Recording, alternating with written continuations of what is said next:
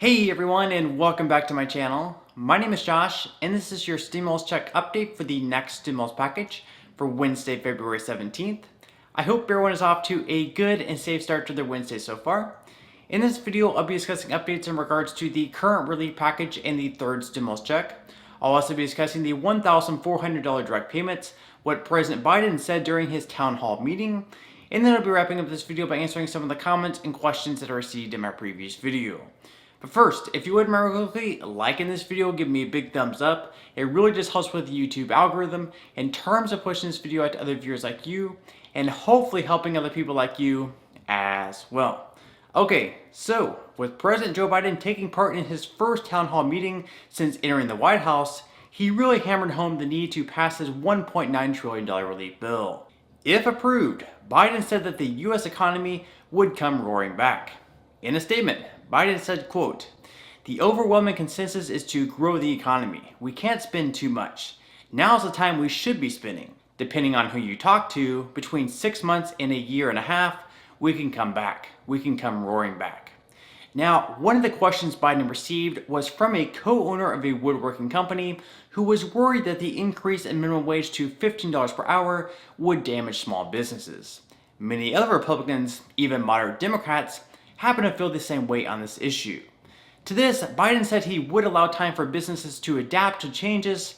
However, Biden also said that no one should work 40 hours a week and live in poverty, but that it's totally legitimate for small business owners to be concerned. The problem here is, for many, they could go from making $10 per hour, or whatever the minimum wage is in their state, to $0 per hour if their job is being replaced by a machine. This is what many of us are already seeing in stores now, and sure, they could have done this regardless, but an increase to $15 per hour definitely gives them much more of an incentive to do so. In a recent report by the Congressional Budget Office, even though 900,000 people could be lifted out of poverty with the increase, 1.4 million people would also be losing their jobs along with it. So, sort of a double-edged sword there. Instead of increasing the minimum wage, perhaps we should consider why certain things, such as healthcare, are so unaffordable. While things such as TVs continue to decline in price over the years, other things, such as healthcare, continue to skyrocket. Another audience member during Biden's town hall meeting called on him to forgive up to $50,000 in student loans per person, which is something also being pushed by progressive lawmakers. Even though Biden has been pushing to wipe out around $10,000 in student loans, progressive Democrats are pushing him for more. To this person, Biden rejected the idea of going up to $50,000 per person. Biden said he will not make that happen and that he doesn't want to forgive debts for people who went to elite schools. Instead, he said that money would be better spent on early childhood education. Of course, Representative Alexandria Ocasio-Cortez took offense to this, going to Twitter to say, "1. Who cares what school someone went to? Entire generations of working class kids were encouraged to go into more debt under the guise of elitism. This is wrong. And secondly, nowhere does it say we must trade off early childhood education for student loan forgiveness. We can have both." In another tweet, Ocasio-Cortez said, "The case against student loan forgiveness is looking shakier by the day. We've got the Senate Majority Leader on board to forgive $50K. Biden's holding back, but many of the arguments against it just don't hold water on close inspection. We can and should do it. Keep pushing." Other than that, Biden also promised that all Americans will have access to vaccinations by the end of July, but he was also careful to note that we may not return to pre-pandemic levels of comfort within the next year. Okay, so, other than Biden having his first town hall, the House Budget Committee continues to work on putting together the reconciliation package. It is their hope to have the package put together and ready for a vote on the floor of the House starting next week.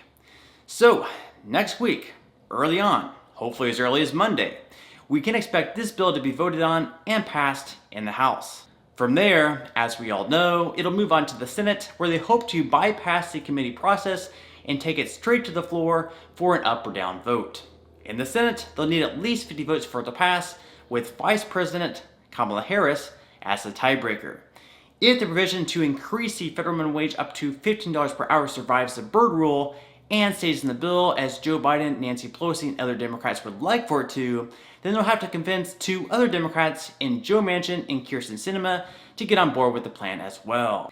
This will prove to be no easy task, and in the end, they may have to remove that measure from the bill. Other than that measure, the other ones seem to be pretty safe as they have support from all 50 Democrats in the Senate.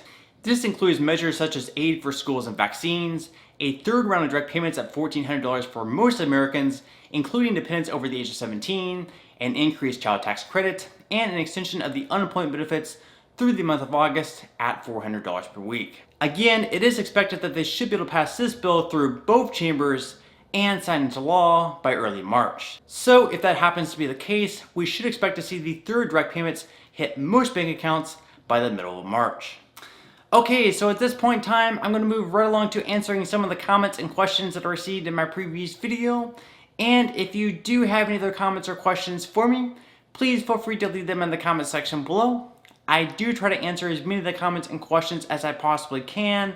Both of those comments and questions I'm not able to respond to. I do try to pick some of the more popular ones to answer in the next video in video form. Okay, so without further ado, let me go ahead and jump into the first comment of this video, which is from Letitia. Letitia says, "Hi Josh, as far as the extra $300 tax credit goes, how long will we get that extra money per month? Would it be for just a year or longer? Thanks." Okay, thank you so much for your question, Letitia, and the child tax credit should last for an entire year. However, since it's a tax credit for when you'd normally file in 2022, for the year of 2021, I'm not sure if people will be receiving a retroactive payment for the first one, covering the months of January through July, or if they'll just continue making payments at $300 per month through June of next year. Again though, this will cover an entire year, and you will receive $3,600 in total for children under the age of 6, and $3,000 in total for kids between the ages of 6 and 17. On all this, I'll definitely make sure to keep you updated. Okay, moving along to the next comment today's video, which is from Caitlin. Caitlin says, "Hey, if they increase the child tax credit and I already filed, do I get more money back, or how would that work?" Okay, thank you so much for your question, Caitlin, and the child tax credit is actually going to be for when you normally file in 2022 for this year of 2021. So the child tax credit you would have just claimed for last year on this year's taxes is not going to be impacted by the increase they're creating in this package. So you won't have to make any adjustments to this year's taxes, and if this does pass, you should begin receiving increased benefits in July of this year.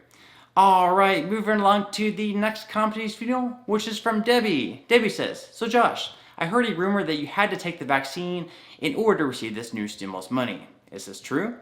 Okay, thank you so much for your question, Debbie, and no, that's not true. Even though there was a proposal by one lawmaker that in order for people to be eligible for the next round of direct payments, they would need to take the vaccine first. However, this is just one of the many crazy proposals that are made every single day, and it won't be an actual provision in the bill. So, not to worry, you definitely won't have to take the vaccine in order to be eligible for the third stimulus check. Okay, moving along to the next comment today's video, which is from Christina. Christina says, "Is it $1,400 per adult and $1,400 per child, or just the adult?"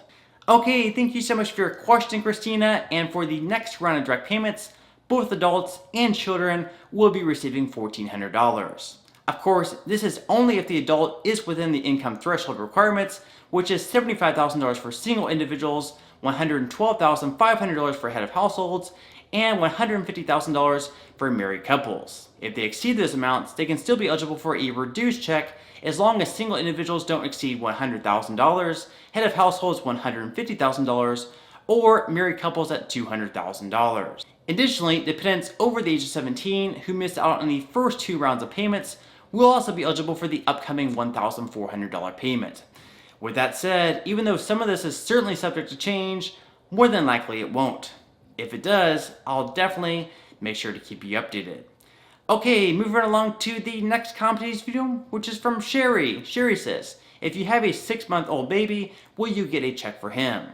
Alright, thank you so much for your question, Sherry, and first off, congrats on your newborn. Secondly, yes, if you had a baby in 2020, not only will you be eligible for the upcoming third direct payment, but you'd also be eligible to receive money from the first two rounds as well. Since those with dependents received an extra $500 for the first round and $600 for the second round, then what you can do is claim $1,100 in tax credits on the tax returns that you file this year.